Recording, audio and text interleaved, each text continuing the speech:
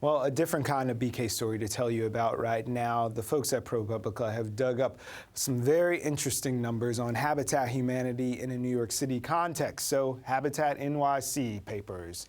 First slide here, we're going to give you a bit of an overview of the story. In 2010, the folks at Habitat for Humanity's New York City affiliate received $21 million in federal funding, grants, to do some work in Bed-Stuy, which they identified as an area that needed some help. In addition to that $21 million, there was privately raised funds that brought their shopping up to about $43 million to be spent in the Bed-Stuy neighborhood. So just moving forward a little, one of the staffers at Habitat saw some things that were happening we're going to talk about later and made an anonymous tip saying, we're spending federal money to throw low-income New Yorkers out of buildings, which seems to be contrary to the mission of Habitat. We know the work that they do. So we reached out to Habitat, and they declined to be here today, but they did send a statement, which I'm going to read you now. So bear with me.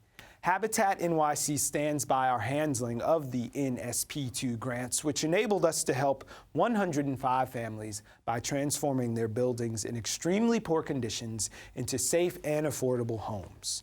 We took numerous steps to ensure that the acquisitions were made through the NSP2 program were in full compliance with grant guidelines and all legal requirements.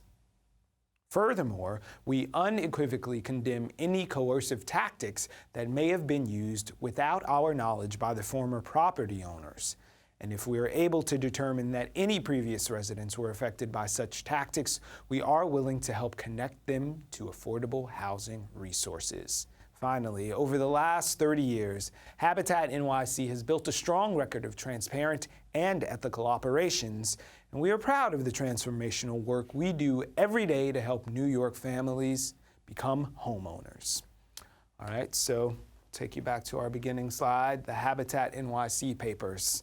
And now, the A block. Wow, Brian, you said it all. It took going through hundreds of emails and years of documentation to create the report titled How Habitat for Humanity Went to Brooklyn and Poor Families Lost Their Homes. We want to welcome the man who undertook that journey, the author of the report and a reporting fellow with ProPublica, Marcelo Rochebrune. Thank you very much for being here, Marcelo. Hi, no, thanks for the invite. We appreciate it. Now, if you had to explain this to our audience, which you should, where would you begin to explain this conflict? Well, the story, what it showed was how Habitat for Humanity had used federal funds to do a project in Bed-Stuy that was at best misguided. And the results of it were that poor New Yorkers were thrown out of their homes just moments before Habitat approached certain buildings with the interest in purchasing them in vacant condition. They purchased a total of 9 buildings. This happened in 4 of them. And in particular, 2 buildings, there are records that show how they were inhabited. They were occupied just days before a Habitat official was knocking on the door and seeing if they could buy them in vacant condition. Is that the fault of Habitat necessarily? Were they the ones pushing these people out? There's no record to indicate that Habitat was pushing people out. And the tenants that I've talked to unequivocally report that they were harassed, they were coerced into leaving. And in most cases, they don't remember exactly the names of the people who did the pushing. And what happens in Brooklyn a lot is developers will buy buildings and very quickly flip them over. Yeah. And that's what happened with Habitat. Developers bought the buildings and flipped them to Habitat quickly. And so for the long-term tenants there, they never really got to meet the new landlords for very long. Right. So Marcelo, let's give some historical context. Now, Habitat has been in the New York City region for a long time, right. And they usually buy land from the city at a very sort of subsidized cut rate where they take these lots and they build housing there. But with this federal grant, that was different. Right. So this all happened between 2010 and 2011, and at the time, Habitat was in a period of expansion in the stuff they used to do. Whereas for their, at that point, 32-year history, they were buying up. They were coordinating with the city, and the city was giving them for a nominal fee vacant buildings or vacant land to do new construction. At that time, they were getting more money, and they were what they call modifying their building model to build more housing. Right. To adopt their model, which is very suburban, to New York City, where everything is very dense. Right. So they were in the market for multifamily buildings. So it was their most ambitious plan. Instead of building on vacant lots, we're going to go shopping. So Right. essentially, they were in the real estate pool like every other New Exactly, Yorker. and it was the first time they were going to the open market to buy buildings. And they hooked up with some people who had some unscrupulous reputations. Right, and the main Brooklyn developer who they interacted with was a man called Isaac Katz, who a few years before the dealings with Habitat had been the subject of an Attorney General investigation at the time when Elliot Spitzer was the AG. So then why would he be involved in this? Why get Isaac Katz in the mix? Well, the federal grant had very tight guidelines. One, they had to spend the money quickly. Right. Two, they had to find the buildings vacant. And doing that in Bed-Stuy in 2010, 2011, when the market was heating up Right. there, was very, very hard. And Habitat has acknowledged that it was hard for them to find vacant buildings, but that one of the few people who they did find who was selling those vacant buildings here I am. was Isaac Katz. So we are talking about some buildings right now, and let's take you down to the granular level. There were 7 families Right. who were displaced. Some of them actually ended up homeless because of this great project that's supposed to get people into homes. How are they now? Most of them are not doing as well as they used to. I think there's only one family out of the 7 who has told me, yes, my life is better now than it was before I lost my longtime apartment. Right. How did you get onto this story? There's not much that I can say.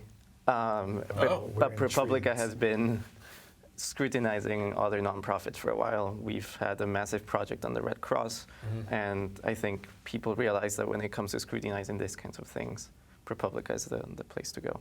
So you're a young fellow. Did you just sneak in like Columbo with your like junior face on, like, oh, I'm just doing a school project. So what are you going to tell me about people being moved out of Bed-Stuy? No, not really. It was not like that in any way.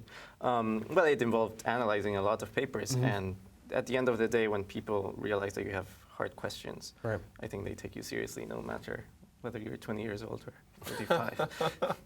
Okay, Karen Haycox, who was quoted in the article, wasn't the CEO at the time. I think she was on this show recently on BK Live here.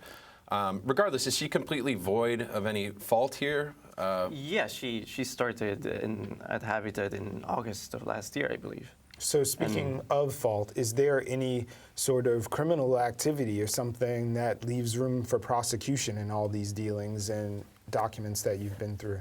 Right. I mean, I don't know if it's my place to say if there should be criminal charges or not. There's nothing exactly criminal in what happened. It's just morally and ethically dubious. So speaking of those ethics, there was a family who had owned property in Bed-Stuy since, 1983, I believe the number was. They sold their house questionably, according to all the timeline of the documents, for about $200,000, $300,000, and their house was subsequently sold by the person who bought it the same day, and he made a tidy little profit off of it.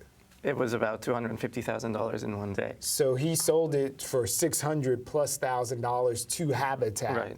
So not only did he get over, those people were out of their home, and Habitat spent more money than they ought to have. Well, what Habitat would say is that they paid what their appraiser told them they should pay. So if anything, Isaac Katz, who was the man who was doing the flipping, underpaid because he got a very good deal, and then Habitat paid the fair price. But yeah, that's a very, very mysterious episode in this whole thing. So essentially what happened was Isaac Katz was interested in this property, and what I was told is he was knocking on doors and asking people, are you interested in selling? Of course. And then when Habitat was interested in buying properties, and I imagine Isaac Katz or his representatives were saying, I have this building, I have this other building. Right. They put forward this building that Isaac Katz did not own, but was negotiating to purchase. Where it gets complicated is Habitat says that by the time they knew about the property, Isaac Katz had a binding contract to buy the property. So at that point, it would be illegal for Habitat to go to the underlying owner and say, I have a better offer for you. Gotcha. However, the documents I have contradict that. The timeline. Contradict that timeline. It says that Habitat was interested in the building over a month before any contract was signed. And so, because real estate transactions take a time, there was due diligence.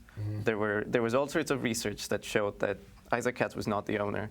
However, he might have a binding contract.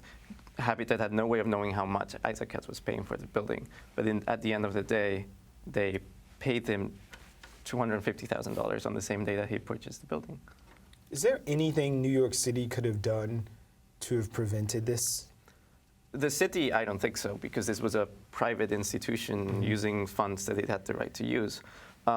What should have happened differently is Bed-Stuy should not have been targeted as a neighborhood in the first place. I know that Bed-Stuy sort of was targeted because of the high rate of foreclosures, but there is a New York City law on the books that says in these multifamily places where, you know, we live in a building with 19 or 10 other units, that even if those are in a foreclosure mode, the tenants' leases will still be re-upped. It's not like they're going to be displaced because their owner is in foreclosure. Right, exactly. So what happens is this was a federal grant to combat the foreclosure crisis at the time. When people think of the foreclosure crisis, you think of an owner-occupied home. Exactly. That is not what happens in a renter's market like New York City. Especially not in a district like Bed-Stuy. Right. And so usually what happens is a multifamily building will go through foreclosure. A new owner comes in and he has new plans for the building. Right. So they will kick the tenants out or they will not renew their leases. However, in Bed-Stuy and in other Brooklyn neighborhoods where the housing stock is very old, tenants are subject to rent stabilization. That's right. And that gives them the grant, the right to renew their leases for as long as they want. Right, regardless of foreclosure, regardless of how many new owners come by. Right. And so every single building that had tenants in them were rent-stabilized buildings, and the tenants had the right to renew their leases no matter who came. So what, if any, future ramifications might we expect from this reporting you've done?